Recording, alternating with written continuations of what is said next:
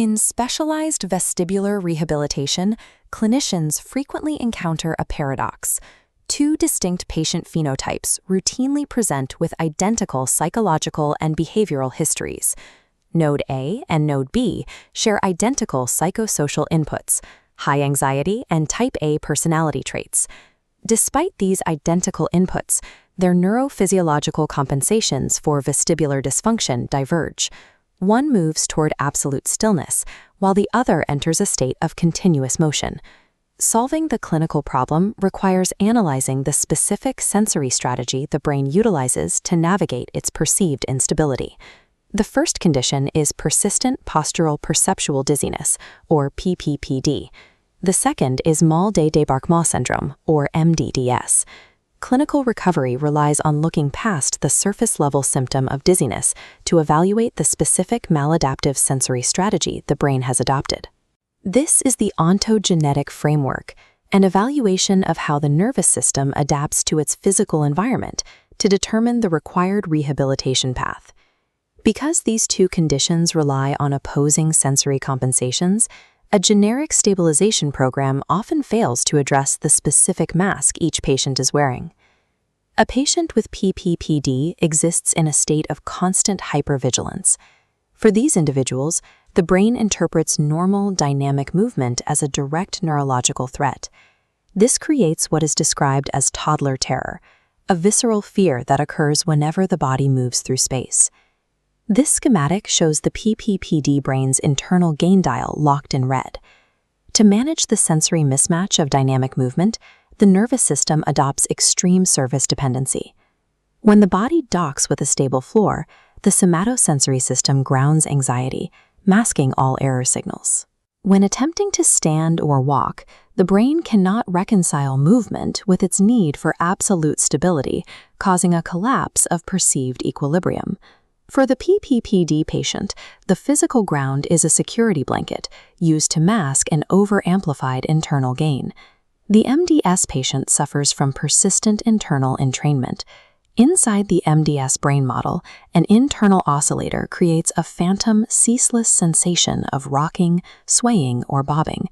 These patients frequently demonstrate normal sensory strategies on advanced testing for head motion and optokinetic flows, even while the internal gear continues its relentless rotation. To cope, the patient uses active movement or passive transport, such as being a passenger in a car, as an external signal. This external motion successfully masks the internal rocking. When the external motion stops, the internal oscillator becomes the dominant sensory signal in the room. For the MdDS patient, absolute stillness is the primary source of distress because it leaves them alone with their internal entrainment. A healthy vestibular system recognizes absolute stillness, represented here by the thick baseline. The PPPD avatar on the left stays glued to this baseline, unwilling to separate from it.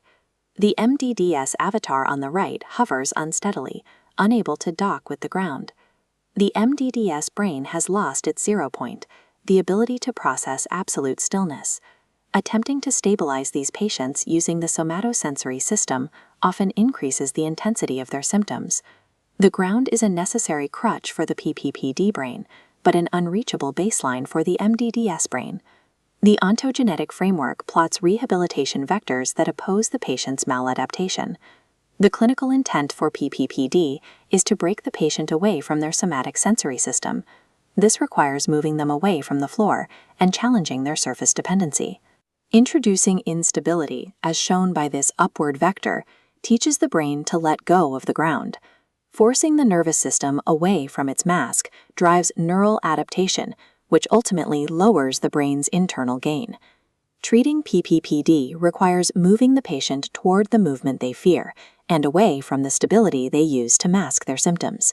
The objective for the MdDS patient is to move them toward stability. The clinician must facilitate the patient's ability to stand, sit, and lie down without internal rocking.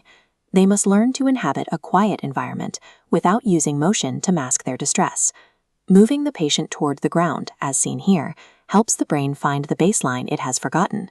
The goal is to force the brain to recalibrate its 0 point without relying on external inputs. MdDS rehabilitation demands that the nervous system find a baseline for stillness that it has lost. PPPD patients use the floor to mask the fear of movement. MdDS patients use movement to mask the discomfort of stillness. Coordinated treatment plans must honor these differences to guide the brain back to a neutral state. Ultimately, the final goal of this clinical intervention is a complete recalibration of the brain's physical relationship with the earth. Clinical success depends on recognizing which sensory mask the patient is wearing.